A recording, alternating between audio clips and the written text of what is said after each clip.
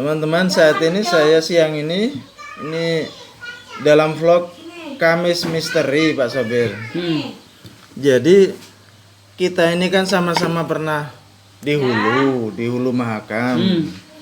Tapi lebih afdol kiranya saya mengklarifikasi kebenaran cerita-cerita di sana.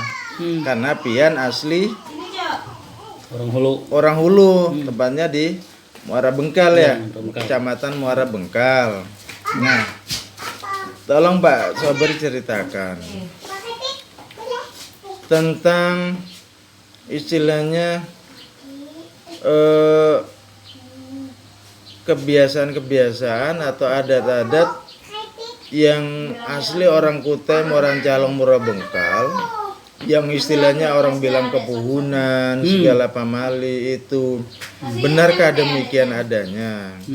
Yang kedua, tolong diceritakan menurut pengalaman Pak Sobir selama sudah kita sama-sama setengah abad ini, ya, tentang kisah-kisah misteri di wilayah situ. Saya juga pernah kerja di Bendang dan di Menamang, dua tempat yang sudah terkenal lah. Nah, Bendang dengan Menamang ini kan, terutama Menamang masalah keangkerannya. Nah, monggo diceritakan sedikit Pak Sobir untuk berbagi berbagi dengan teman-teman di seluruh dunia. Terutama ini kan kita ini kan ditetapkan sebagai ibu kota negara Republik Indonesia. Jadi banyak nanti istilahnya orang-orang merantau ke sini Pak Sobir.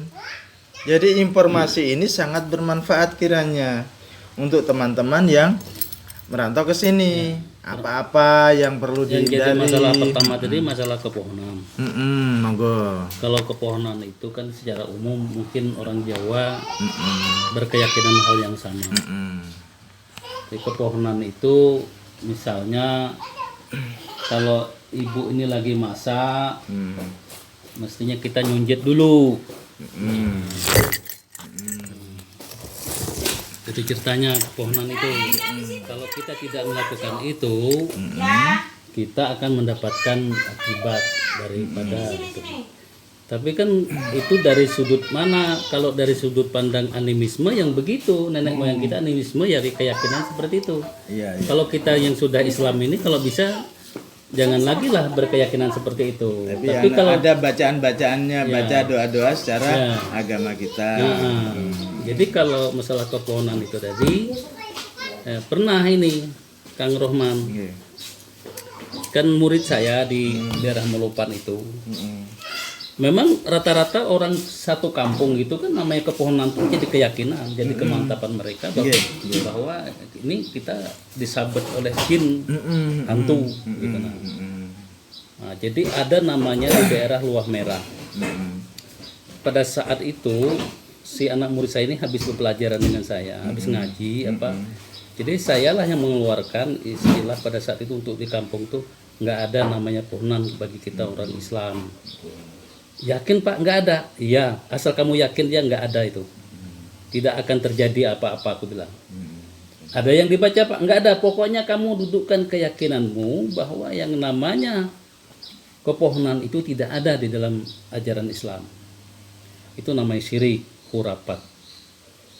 Nah, jadi murid saya ini ada yang patuh di antara itu. Nah, pada suatu ketika mereka pergi mencari ikan, namanya perbatasan antara Senyiur dengan Desa Melupan.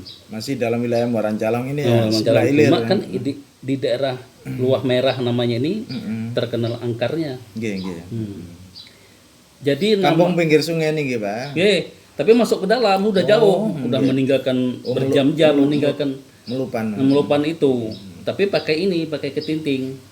Adalah sungai kecil masuk. Maksudnya. Jadi sampai ke daerah mereka cari ikan itu sore-sore, namanya murid saya itu Nan nama murid saya itu kan. Pak, aku yakini yang sampean omongin bahwa pohonan itu nggak ada. Kan namanya kebiasaan orang kampung tidak boleh menggoreng nasi di sore hari. Khususnya menjelang maghrib lah, senja-senja. Itu nggak boleh. Jadi si Hanan tadi ceritanya goreng, Mm-mm. dimantapkannya betul, goreng. Oi bilang temannya, janganan, kamu jangan macam-macam, ini di hutan ini. Nggih. Hanannya nggak ngomong apa-apa, diam aja dia. Udah kalau nggak mau makan dia bilang, nggak usah, aku makan sendiri daripada nasi ini nggak enak dimakan, mendingan digoreng gitu. Nah prinsipnya gitu. Tapi dasar keyakinannya sudah ada bahwa Islam tidak membenarkan yang namanya pepohonan itu. Jadi ceritanya teman yang tadi ini berkeyakinan tanggung, kepengen juga mau makan. Si Hanan ini sudah kenyang ini. Iya. Sudah kenyang dia, sudah selesai. Nah, nggak ada apa-apa dia. Pas ngambil sendok, mau ngambil nasi nih, ditampar hantu. Yang nampar nggak kelihatan. Nggak ada kelihatan. Ini tebetik sudah nih sendok nih sana. Sendok tebetik. Nah, itu salah Terlempar. yang ada kaitannya yang saya tanyakan masalah kepohonan tadi. Gitu. Jadi memang kita melihatnya dari sudut mana. Kalau dari sudut animisme keyakinan nenek moyang kita, kepohonan itu sampai sekarang masih. Iya. Jadi siapa yang tidak mematuhi, maka akan kesabet itu nah. Misalnya lagi saya pertegas, ada yang bilang kalau yang paling parah masalah kepohonan ini yang perlu dipegang, terutama orang yang baru pertama kali ke Kalimantan, Pulau Kalimantan itu, ketika kita bertamu ditawari minum kopi atau ketan, kue ketan atau nasi ketan. Kalau kita nggak mau makan cukup dipegang atau didulit atau tol gitu aja. Pendapat Pak Sobir gimana? Itu memang kejadian itu Pak di daerah Benamang. Kalau zaman dahulu, zaman sebelum agama masuk ini ya. Kira-kira tahun 70-an tuh masih keyakinan itu ya. Jadi sampean kalau datang ke sana, bahkan di waktu saya masih kecil, bapak saya, almarhum bapak saya beritahu, ini kita masuk ke daerah Benamang. Kalau ada yang nanya, kita kesini ngapain? Cukupkah bekal kita? Kalau kita bilang cukup, sudah kita kena ilmu sehernya. Cukup bekal itu dalam arti berarti sampean itu sudah siap menghadapi ilmu orang di sana. Maksudnya ilmu kanuragan atau kebatinannya. Ilmu sehernya. Ini seher Pak. Seher itu. Ilmu hitam lah istilahnya. Ya, itu kalau sehernya itu macam-macam. Kalau dihantam ke kepala saya kayak penyu. Kayak telur penyu lembek. Bahkan ini kemaluan kita ini keluar. Kalau sampai melihat kemaluan ini keluar, burung kan tahu namanya burung kita kan nggak mungkin ketukar dengan burung orang lain kan gitu. Iya. Tahu kita ini burungku, dalam hati aja gitu. Jangan ditegur. Kalau ditegur kita kena. Kalau kita nggak negur diam aja gitu. Diam aja. Kembali sendiri. Ini kita saya nggak ada lagi di sini nih. Itu hebatnya ilmu di sana. Itu salah satunya kalau itu di daerah Benamang. Kejadian itu memang ada. Yang saya menceritakan itu ada di Benamang itu. Itu salah satunya. Kalau apa tadi masalah kaitannya masalah misalnya kisah-kisah penampakan, keangkeran misteri horor itu. Kalau mungkin pernah dengar cerita. Daerah yang saya tahu yang horor yang kuat itu sampai sekarang kan nggak pernah digarap itu. Ada namanya danau di pinggir danau. Danau apa namanya itu? Di daerah Menamang. Di situ ada penunggunya Pak, kayak model jin yang kalau malam tuh suaranya meletup kayak suara napang gitu. Itu ada kenyataannya. Jadi oleh penggarap HTI yang bikin sawit ini nggak berani di sana. Ada batasannya di sana. Kalau di daerah Senambah arahnya ke kata sampai di Bendang, di hilir Bendang perbatasan dengan desa Melupan, itu aku nggak tahu nama daerahnya. Ada keluarga saya kan kerjanya berburu, bawa anjing, terus bawa anjing itu, pas masuk ke lokasinya itu Pak, hutan lebat. Sudah merinding dulu, kemudian anjing itu pantatnya nih, ekornya nih masuk ke ke pantatnya, maksudnya ke terbalik. Nih apa namanya, rusa atau payau itu Pak, berbahasanya mau sampai tangkap kan bisa, tapi nggak ada yang berani. Nggak ada yang berani. Anjing pegang anjing, lempar ke tuh, anjingnya lari. Wah, ini daerah apa? Nah itu yang ku ketahui, yang ada keluarga saya cerita, daerah itu sampai tidak boleh menimpas pohon kayu. Kayak anak kayu segede gini tes, hanya dipatah aja. Itu dijadikan petunjuk kalau nanti sampai jalan pulang lagi itu ini tunjuknya.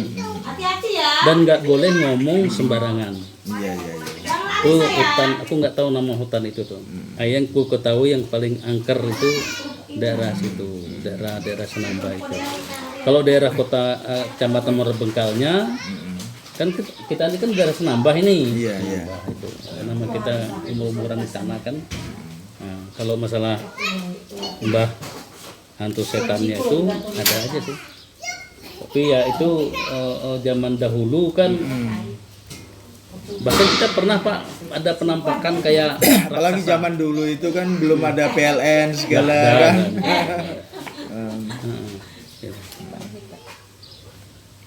Kunci mobil. Ya sudah. Makasih. Jadi salah satunya itulah Sore itu sudah sepi lah kampung walau dulu itu ya. Ya, kalau zaman dulu Pak terkenal juga dengan hantu urang, pernah kita dengar di daerah Belum pernah dengar Pak. Hantu orang itu kita gini, kadang-kadang ibu-ibu orang-orang tua bisa jadi hantu orang itu Pak. Apa maksudnya? Proses awalnya itu hantu orang itu sampean tak kasih mimpi. Awal itu mimpi, yang mimpi sampean tuh makannya enak-enak semua. Makan acara orang pengantinan terus itu. Sampai mendekati 40 hari datangnya membisik kepada sampean. Sampainya mimpi nih. Sampean harus bertahan, jangan diceritakan kepada orang sampai 41 malam. Apabila sampean nggak ceritain lagi, nah itulah yang kalau sampai terjadi itu pertama sampean itu tidurnya menjelang maghrib. Makanya istilah kalau orang betul aja orang tua dulu kan kalau menjelang maghrib jangan senja jangan tidur gitu. Bangun dulu.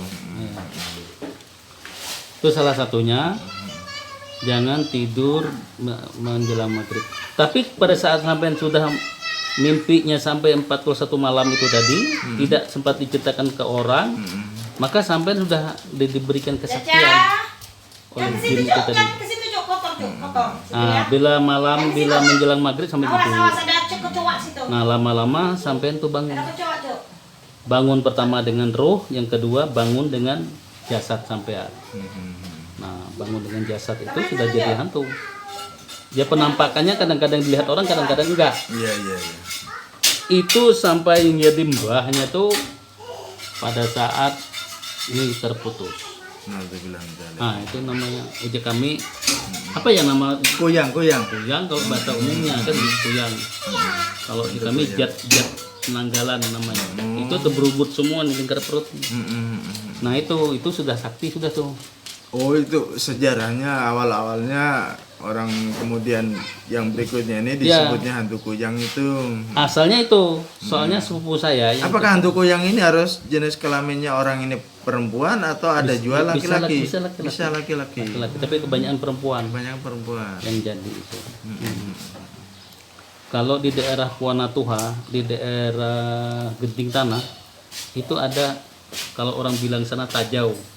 Daerah Kalimantan Selatan sana ya? Lain, daerah ini, daerah Kubar kan ya? Kutai Barat, Mahulu. Atau daerah Mahulu. Kembang Janggut itu daerah mana? Iya, daerah Hulu Makam lah pokoknya. Hulu Sungai. Itu sama tahu nggak apa namanya? Gentong besar. Iya, Tajau. Orang Dayak bilang Tajau. Tajau, Itu. Itu apabila sampean menjenguk situ, ada sampean lihat wanita, sudah malamnya didatangi sampean deh. Gitu. Sampai sekarang itu ya? Sampai sekarang masih ada itu. Makanya di sana kalau pemalam di sana hati-hati kalau kita nggak baca doa didatangi oleh Kembang teman jambut perempuan. ya. Itu rambutnya ke depan, ke depan gitu. Oh saya melihat betul itu Pak, hantu itu tuh. Malam itu. Saya lagi kecil, waktu itu mama saya udah meninggal, mbah saya udah Ini meninggal. masih di daerah Kembang Janggut ini. Ini Senamba. Senambah. Saya namanya nggak ada, ibu saya udah nggak ada, bapak Iya, saya iya. nggak, bapak saya merantau tempat orang. Nggih, nggih. Saya tinggal di antara ini atap rumah. Ini atap rumah di dapur. Jadi temuan ini Pak, kalau hujan nih pas Pak basah, kelambu ini habis basah. Karena kami kan orang miskin. Pada saat itu aku berdua dengan adikku. Kenapa aku mau bangun nih kok takut mati? Biasanya aku berani. Mau kencing kan? Sekali ada terbayang, ingat kok, masa nenek kayak gitu nih, mbah nih kan, mbah ini sudah tahunan udah meninggal nih, duduk menghadap di dapur. Kok dapur orang di kampung kan dapur dari tanah ini Pak. Iya, Kalau iya. sampean kan yang pakai Bahasa Jawanya pawon. Tungku dari tanah. Ya. Aku nih buka lampu kayak ini, tak lihatin. Lama-lama, tapi saya lihat tengkuknya nih bersih nih Pak. Tapi rambutnya harus ke depan. Ke depan semua. Iya, aku kan di situ. Kan dia, aku kan melihat dia ada pantatnya. Dia mutar kepala Pak, langsung muka nih. Masya Allah. Ya Robi. Jadi Matanya apa melotot merah begitu atau? kayak anu Pak, biru mata itu. Langsung aku nggak bisa bergerak, tapi nggak ngapain juga saya lalu. Nggak ganggu dia. Nggak cuman- ganggu. Itu namanya orang bahantu. Iya, iya, iya. Orang bahantu tuh dari orang kita gini Pak. Siang hari dia Ibaratnya orang ilmu lah istilahnya, apa? Iya. Ilmu lah istilahnya kan. di siang Atau hari belajar ilmu hitam lah. Ya. dia kayak kita gini, kayak kita berdua kan nih ceritaan asik begini. Biasalah. Tapi kalau malam hari dia jadi hantu. Begitu. Ada di daerah Selerong, di daerah masih ada Petayan. Selarang. Selerong itu kan ceritain ada orang yang hantu bahantu itu kan. Jadi ada orang ustadz misalnya kan, sini yang aku nemunya. Malah ustadz tuh lari. Ini kan rumahnya kan tutupan terus malam, pintu tutup, jendela tutup semua. Jadi ceritain orang dia tutupan semua tuh. Ketuk assalamualaikum. Didorong pintunya, keluar orangnya Pak. Ustadz itu langsung balik, nggak berani apa-apa. Ustadznya tanggung mungkin ilmunya. Iya. Ya itu Iya. salah satunya Iya. ilmu orang Kuta itu. Itulah kejadian. Mungkin kalau model kayak kuyang tuh Jawa juga ada ya. Iya, di Bali juga ada. Di mana, di Sumatera, di Sulawesi. Ya ada. sama. Kemudian gini, kantor kita ini Pak Sobir, awal-awal saya kesini itu sering anak-anak itu di gedung tempat sampean itu kesurupan. Pernah ya? Pernah. Anak perempuan. Jadi yang terakhir itu saya ikut bantu megangi gitu. Jadi waktu itu dia bicara seperti nenek-nenek gitu, bahasa sini kan gitu. Jadi istilahnya waktu itu bilang anak-anak itu waktu itu suka ini masih dibangun gedung ini ya. Jadi anak-anak itu kalau siang itu suka duduk-dudukan di tangga belakang itu.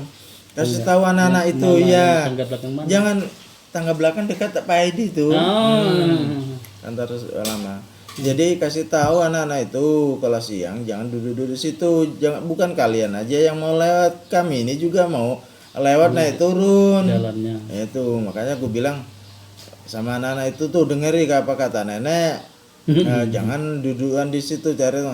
Nah sejak anak-anak itu nggak ada duduk-duduk di situ, kongkong di situ, ketawa-ketawa di situ, alhamdulillah sampai sekarang nggak ada lagi yang kesurupan. Oh mungkin terganggu dia ya. Nah kemudian kesurupan ini juga pada saat kalau kita nonton kuda lumping. Nah ya kan kuda lumping itu kan Jawa. kesurupan itu. Istilahnya kalau di Jawa itu kan kita lihat kuda lumping di Sangatta ini kan kesurupan. Bilangnya sih itu bukan aslinya kan. Itu istilahnya setannya masuk istilahnya ke penari itu, kemudian dia kesurupan. Jadi dia tanpa sadar begitu. Sampai makan beling di perutnya, setelah makan beling nggak ada, di rongseng nggak ada. Nah kesurupan ini, istilah kesurupan ini, apakah juga istilahnya di hulu tempatnya Pak Sobir sana itu pernah terjadi orang-orang yang kesurupan? Istilah selain kesenian lewat kesenian kuda lumping gitu ya. Nah itu kaitannya dengan yang terakhir nanti saya tanyakan. Saya di SP4 dulu, awal-awal saya di sana Pak, di Jalan Lele itu ada orang Kutai bikin acara bagenjong. Kenjong. Nah, kenjong istilahnya, katanya waktu itu ada keluarganya yang sakit kemudian dikenjongi. Nah, tolong diceritakan dua hal yang terakhir ini antara kesurupan dengan kenjong ini. Ya, kalau kesurupan itu Pak bersifat umum ya. Artinya jin ini bisa aja dia merasuk ke orang. Iya. Dan memang kesurupan ini pada siapa aja. Di saat orang itu posisinya lemah, pada saat itulah dia masuk. Iya. Jin itu. Nah, kesurupan itu ya macam-macam jenisnya. Tapi pada saat orang kesurupan, pantangannya jangan sekali kita menawari segala sesuatu. Karena jin itu dia sifatnya rakus. Saya diberitahu orang yang menembus dimensi jin itu, jangan sekali Pak. Dia misalnya kita tawar, apa nih kita nih mau ayam jago kah? Oh mau. Nah, itu jangan sekali. Nggak usah ditawari. Nggak usah ditawari, karena sama sifatnya dengan kita. Siapa sih nggak mau dengan ayam jago? Iya. Gitu. Jadi dia beritahu jangan sekali diberi. Yang dia tidak minta jangan kita yang ngasih gitu. Nah, itu karena pernah keponakan saya waktu itu kan dia kesurupan. Ini keluarga bilang ini dikasih ayam aja dia nih. Mau ayam kah kita? Ya saya mau. Datang orang yang paham itu kan. Oh sampai salah. Siapa sih yang nggak mau dengan ayam? Saya juga mau, dia bilang gitu. Itu sifatnya jin itu lebih rakus daripada kita lagi. Kalau bisa jangan ditawari macam-macam. Jadi yang namanya kesurupan Pak mungkin bukan masalah kuda lumping aja. Kesurupan bisa jadi orang-orang yang tidak pikiran kosong itu itu dia masuk. Di situ. Kemudian genjong tadi.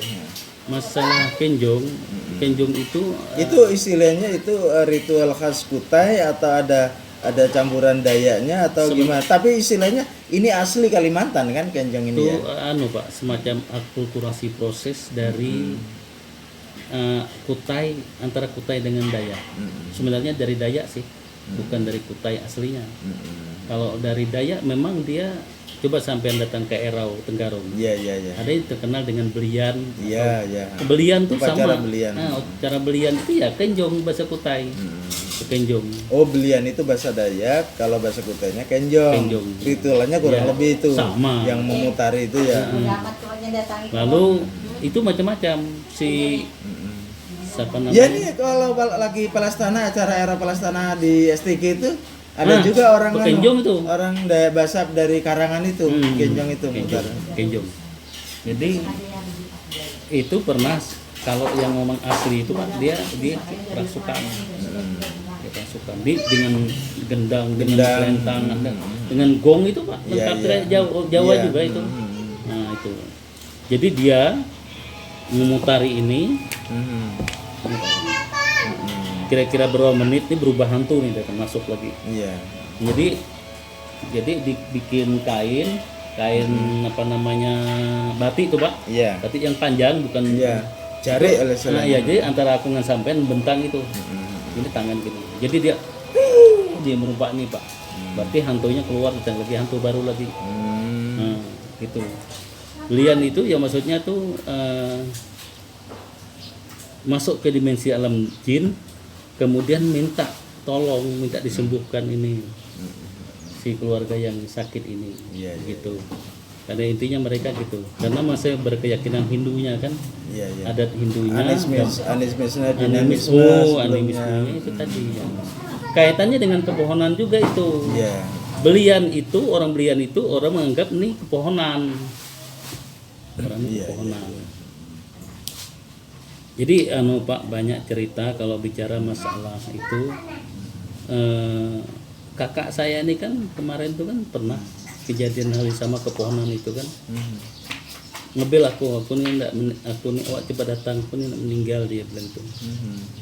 Jadi karena orang Kuta ini ada semacam silsilah Pak, ada kejadian perjanjian dengan Mbah Goib itu. Tolong ya, ujian Mbah kita nih dulu ya. Tolong anak cucuku dijaga. Ini dengan caranya kami memberi kita setiap tahunan ini sampai ke generasi kita ini nggak tahu cerita lagi ke masalah itu. Nah masuklah dia, dia masuk lewat, kalau dia memang keturunan buaya dia kayak jadi buaya. Nah disitulah yang sampainya kerasukan tadi. Rata-rata orang yang kerasukan berdasarkan ada garis yang diturunkan dari perjanjian dengan Mbah Goib itu. Jadi kalau ada orang mau mengirimkan seher, misalnya sampean kirim seher, tapi sampean langsung dirasuk oleh dimensi jin, jadi kan artinya dimensi astral ini astral ini masuk. Kita bertanya ini, jadi ada yang tahu Pak ini sehernya nggak masuk, cuma dia dimasuki oleh anunya nih, apa namanya, tameng dari keturunan Mbah dulu, menjaga anak ini. Nah mau apa ini mintanya? Jadi turun temurun, misalnya kalau dia buaya kita buang telur. Saya Pak sampai sekarang itu Pak, bukan anu ya, sampai sempat anak saya si Maida itu Pak nggak turun panasnya, kasih asam Jawa itu berair, kasih di bagian di belakang ini. Tidak berapa detik nih Pak, saya gini kering. Saking panasnya. Saya nggak tahu. Tapi anaknya nggak apa-apa. Akhirnya saya nih, waduh, ya Allah ya Rabbi, saya ini itu bukan menyekutukan Engkau. Kalau ini ada kaitannya dengan perjanjian dengan Mbah kita dulu. Nah, habis sholat subuh nih, aku akan memberi kita lah, paling tidak aku buang telur. Paling tidak ini istilahnya semacam ikhtiar insaniyah aja, manusiawi. Aku tetap yakin pada Allah, ini semua dari Allah kan itu ya. Cuman kita ada pengalaman dari nenek moyang leluhur gitu. Seperti ini. Nah, dan ini kita niatkan untuk kebaikan, bukan untuk sesuatu yang lain gitu. Jadi habis sholat subuh Pak, kok anak saya itu normal. Wah, jangan cukup daripada ditagih, pergi ke pasar beli telur yang ayam kampung. Pergi ke cabang sungai Sengata yang kecil nih kan, turun aku sudah. Ini Mbah ya, aku bilang aku nggak melihat wujudnya. Saya bayar tadi saya janji mau ngasih kita ini, kasih telur aja, nggak mau ngapain, gitu aja. Berapa biji? Sebiji aja. Karena sudah istilahnya anggaplah benadar lah, kalau istilahnya dalam Islam itu ada nadar. Sebenarnya saya nggak mau. Anggaplah ini kan sedekah ya. Karena Tuhan itu menciptakan dua alam, alam dohir sama alam goib ya. Jadi kita harus meyakini, karena kita harus yakin di Al-Quran itu Allah itu menciptakan surga, neraka, malaikat, jin ya, disebut jin. Itu syaitan juga disebut ya. Ya, yang tidak istilahnya kita bisa lihat. Cuman orang-orang tertentu aja yang dibukakan tabir itu. Itu salah satunya Pak. Jadi mau nggak mau, kalau kakak saya dulu bayar Pak, membayar denda, karena nenek kita ini, bapak kita ini nggak pernah ngerjain yang diamanatkan dari Mbah Buyut atas sampai ke ini, kena kakak saya kan itu kalau kita memang itu yang dirasuknya, udah dibayar itu sama melepas dilipan di mata. Itu biar sampai masuk rumah sakit apa tuh nggak jelas penyakit itu. Mudah-mudahan lah nggak ada istilahnya kesurupan atau sakit-sakit lagi lah keluarga sampean ya kan. Tadi apa yang kedua dia, yang terakhir ya? Istilahnya kan sudah selesai, Kenjong juga sudah dibahas segala macam. Jadi kan gini Pak, saya sebagai penutup. Jadi ini nanti kan karena Presiden Jokowi sudah menetapkan Kalimantan Timur sebagai ibu kota DKI baru ya. Nanti banyak pegawai yang akan mutasi ke sini. saya kira ini video ini penting akan ditonton supaya bisa memahami adat kebiasaan budaya orang-orang sini. Nah, kan. Jadi silakan Pak Sopir menyampaikan teman-teman dari Jawa, khususnya ASN atau PNS pegawai kementerian yang mau melakukan tugas di Kalimantan Timur ini, hendaknya bagaimana? Kalau menurut saya sih, yang baik-baik aja kalian bawa ke Kalimantan Timur, yang buruk-buruk, kebiasaan buruk atau apa, jangan dibawa ke sini karena tanah Kalimantan adalah tanah surga bagi kami yang sudah duluan mendiami di sini. Silakan harapan Pak Sabir kepada teman-teman kita. Supaya nanti baik-baik aja gitu lah. Karena nama itu kita melaksanakan tugas negara, bekerja untuk cari upah atau rezeki sebagai bekal ibadah. Harapan kita kan gitu. Monggo.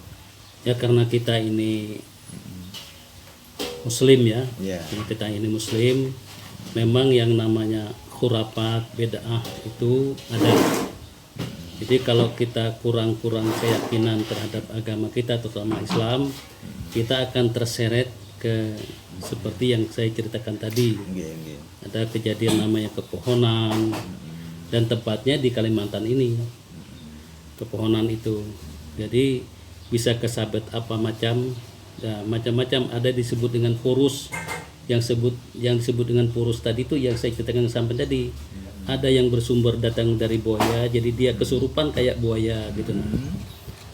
Nah itu menandakan keislamannya lemah.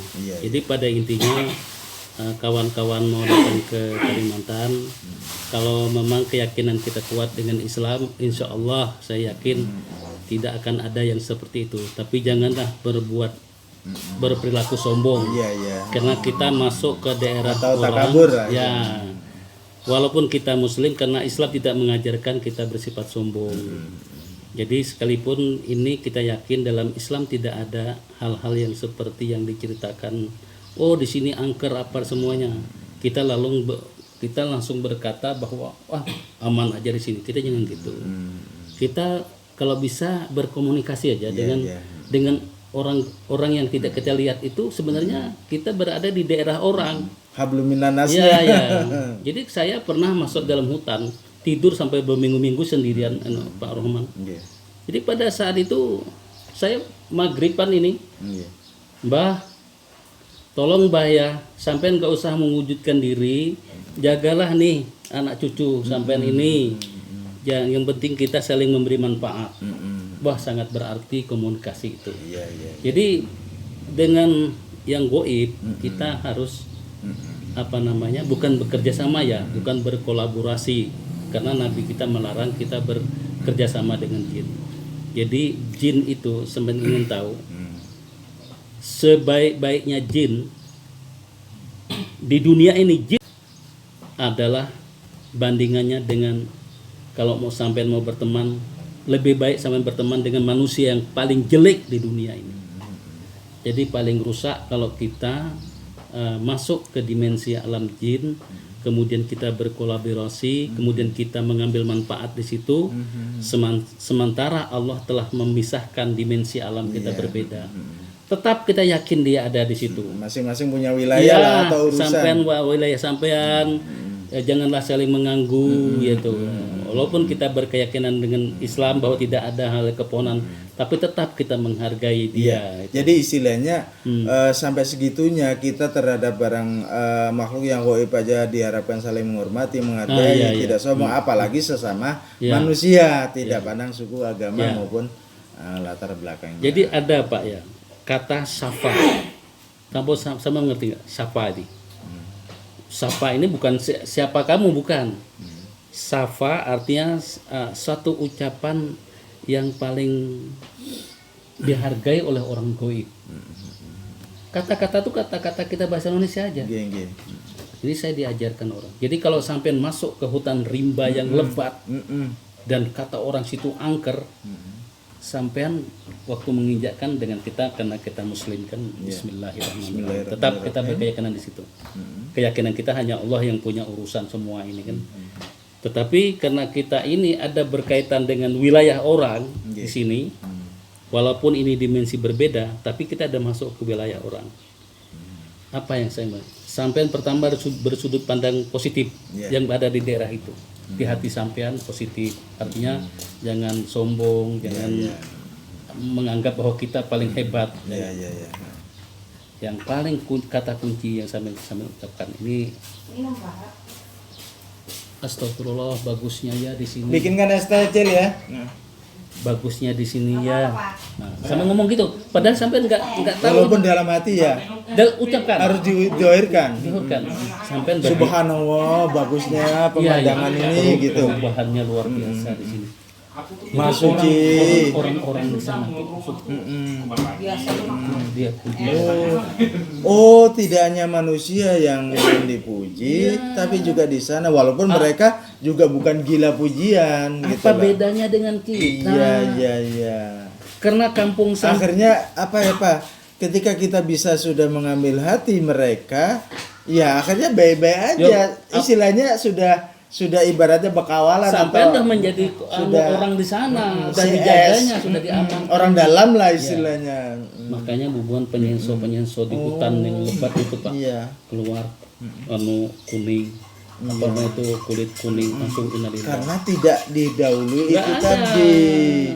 Ibaratnya kulonwon tidak hanya assalamualaikum bismillahirrahmanirrahim, tapi juga memuji ciptaan Allah. Mereka yang ada di situ yang tak kasat mata juga senang melihat lingkungannya dipuji. Kalau kita berperahu ya, sampai perahu kita. Jadi maaf, saya teruskan. Jadi kalau kita sudah secara zahir batin memuji, logikanya nggak mungkin merusak lingkungan itu. Otomatis kita udah menjadi warga situ dan dia menganggap kepada justru melestarikan lingkungan itu, lingkungan hidup itu. Jangan diganggu itu. Itu orang itu dia menghargai kita. Iya. Itu. Padahal kita nggak melihat dengan kasat mata nih. Hutan lebat. Aduh, luar biasanya ya di sini ya. Dulu nggak seperti ini. Sekarang bagusnya sudah perubahannya. Sama ibaratnya kita datang ke Wahau. Kata orang dulu Wahau kampung kecil, sekarang sudah kayak kota.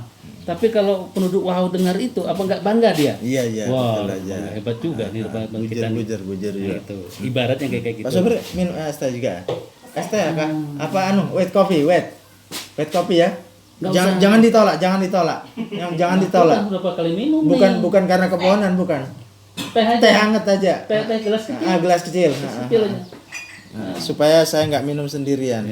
Jadi ini bukan teori karena Pak Sobir dulu sejak kecil sampai sebelum jadi pegawai itu keluar masuk hutan kerja cari nafkah, cari rezeki di hutan itu tidak pernah diganggu apa-apa, baik-baik aja dengan trik atau tips seperti itu guys.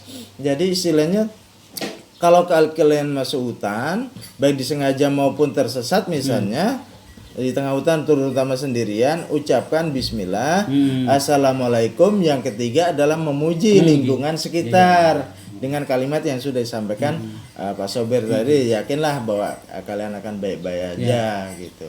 Itu akan tersanjung warga yang iya.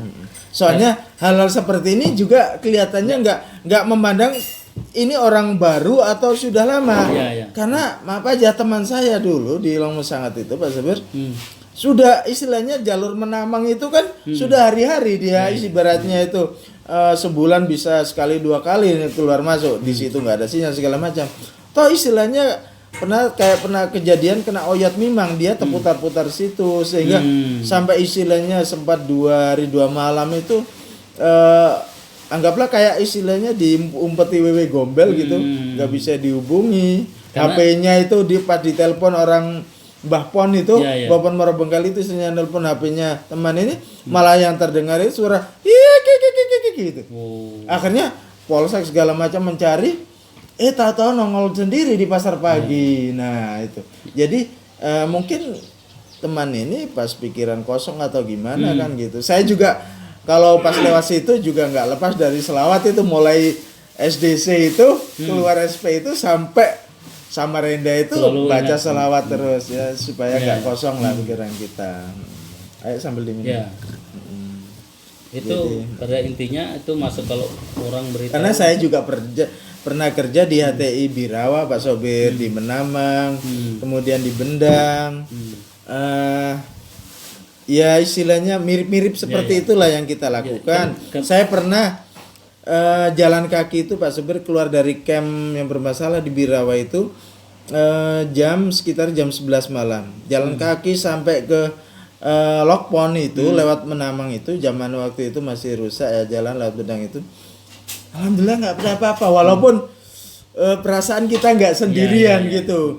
Karena di lokasi Menamang itu dulu pernah terjadi peperangan orang Dayak gitu kalau nggak salah sejarahnya zaman Bahala kalau kala itu. Ya intinya itu tadi Pak. Masuk hutan itu janganlah kita berlagak sombong, ngomong gak kekaruan. Jadi berisik kita itu dianggap berisik. Karena sampean memang masuk di hutan lebat ya. Hutan rimba itu yang sampean rasakan. Tapi sebenarnya sampean masuk ke perkampungan orang, ke daerah orang. Itu. Padahal di situ kampung orang ramai sekali karena sekali. jin setan ini menurut kisah dia Nabi Adam dikabulkan oleh Allah permintaannya tidak akan mati mereka anak keturunan sampai hari yaumil kiamat. Berarti jumlah mereka lebih banyak daripada jumlah manusia. Iya. Cuma dimensi alam berbeda. Gitu. Sip. Jadi ini saya pikir ini video yang sangat bermanfaat Pak Sobir. Karena ini kayaknya nggak ada di buku. Karena ini adalah pengalaman nyata. Pengalaman langsung. Istilahnya kisah nyata. Ketika kita melanggar akan memeti hasilnya itu. Lebih baik ini maksudnya video ini adalah sedia payung sebelum hujan. Kemudian yang kedua amar ma'ruf mungkar masuk ya, masuk. Jadi kita selalu saling mengingatkan dalam surat Al-Asri itu selalu mengingatkan dalam kebaikan dan takwa, dan kesabaran. Sabar. Ya.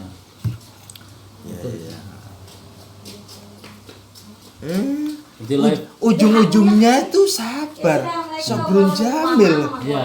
Dari A sampai Z tadi. Kenapa ini? Sedikit aja. Kenapa harus ditutup dengan perbincangan kita ini dengan kata sabar? Sesuai dengan nama sampean, Pak Sobir. Sobr ada di Al-Qur'an disebutkan sobrun jamil. Riwayat Nabi Yakub. Subhanallah, sobrun jamil. Sabar yang indah maksudnya. Sedikit aja, Pak. Kata sabar ini yang harus terus kita jangan lepas ini. Ya kalau kita hubungkan dengan ayat Quran yang mengatakan Innallaha ma'as-sabirin. Sesungguhnya Allah itu akan beserta orang-orang yang sabar. Jadi sabar inilah yang membuat kita menjadi barokah, kita menjadi mudah segala urusan. Amin.